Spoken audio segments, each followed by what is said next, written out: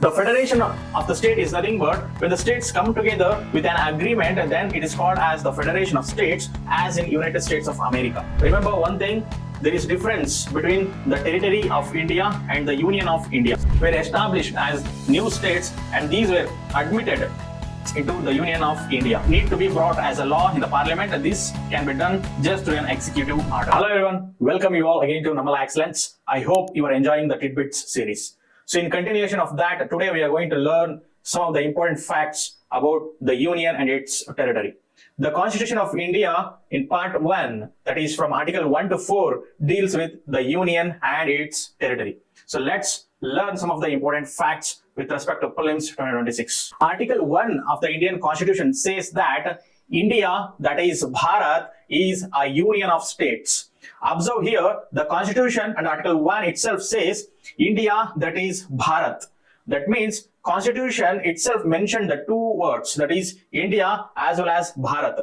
It was in debate in the Constituent Assembly also that whether our country should be named India or Bharat. So finally, they concluded that we shall keep both the names, that is India in English and Bharat in Hindi. So that is why it is India, that is Bharat. And coming to the next term, that is Union of States. So here you should observe that although our constitution gave the federal structure in India, it is mentioned as Union of States rather than Federation of States. The federation of the state is nothing but when the states come together with an agreement, and then it is called as the Federation of States, as in United States of America. But Dr. B.R. Ambedkar, he argued that India is not formed due to the agreement of the states. Rather, we are a union of the states. We have divided this country into the states and union territories for the administrative purpose. And that is why India is described as a union of states rather than the Federation of States. So remember, nowhere in the Constitution it mentions India as the Federation. It is mentioned as Union of States. And these states and union territories are specified in the first schedule of the Constitution. And remember one thing, there is difference between the territory of India and the Union of India. So here, this territory of India differs from the Union of India. Union of India is nothing but, it is the states. It consists of the states which are there in India, whereas the territory of India is a broader term that not only includes the states, but it also includes the union territories and also any other acquired territory by India.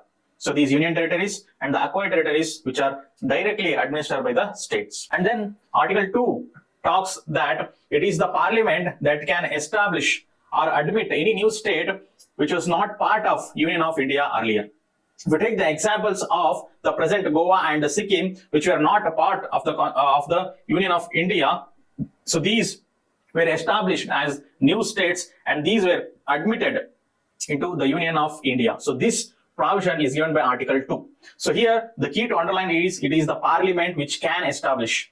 Sometimes in the question there can be a statement that it is the central government through executive order. That is not correct. It is the parliament which can establish or admit a new state that was not part of Union of India earlier. Coming to Article 3, this Article 3 talks about the internal adjustment, that is the states or the union territories which were already part of Union of India.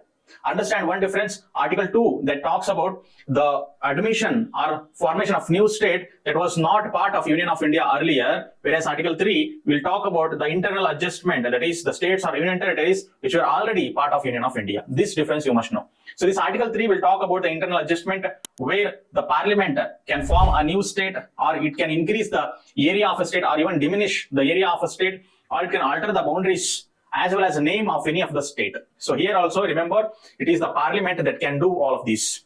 That is, parliament can either form a new state by carving out the boundaries of the present states and union territories. It can increase the area or diminish the area, alter the boundary as well as the name. So here remember, the Article 3 will mention only the state as the name, but it also includes the union territories which are also the part of the territory of India. Okay. However, here one fact you should know, that the name of a state, the change in name of a state is done by the parliament, whereas the change in name of a village or a town, this can be made with an executive order. It doesn't need to be brought as a law in the parliament, and this can be done just through an executive order.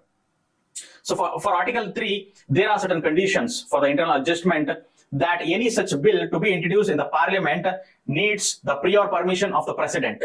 Only when such bill gets the prior permission of the president, only then it can be introduced in the parliament.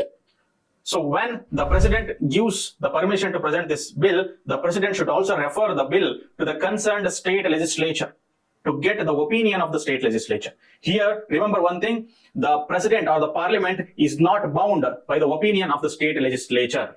Even if the state legislature gives the opinion within a specified time, also the parliament or the president are not bound.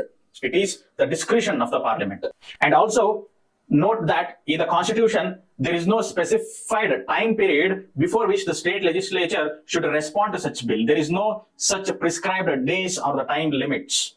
Rather, it can be specified by the parliament, or you can say by the minister who introduces the bill in the parliament. They themselves can prescribe a time limit. However, even if the state legislature responds within such time limit, the parliament is not bound by the opinion of the state legislature. And one more thing that you should note is the Article 3 that talks about the internal changes of the states as well as the union territories, but the procedure with respect to the change in the area or change in the name of a state, this procedure, that is getting the prior permission of the president to introduce the bill and then recommending the bill to the state legislature, this procedure is applicable only to the state and not the union territory. Although the Article 3 mentions about the internal changes of the states, it includes the union territory, but this procedure, this is not applicable to the union territory, rather this is applicable only to the state. And also, when such a procedure has been followed for a particular state, a fresh reference to the state legislature is not needed every time an amendment to the bill is made. Suppose, say, a bill has been introduced to diminish the area of a particular state. Once such a bill has been passed, if at all some more additions or some more deletions need to be brought in the bill, then there is no need for the president to recommend again the bill to the state legislature. If once it is recommended, that is more than enough. And remember, the states that are admitted under Article 2, that is the state which were not part of Union of India earlier.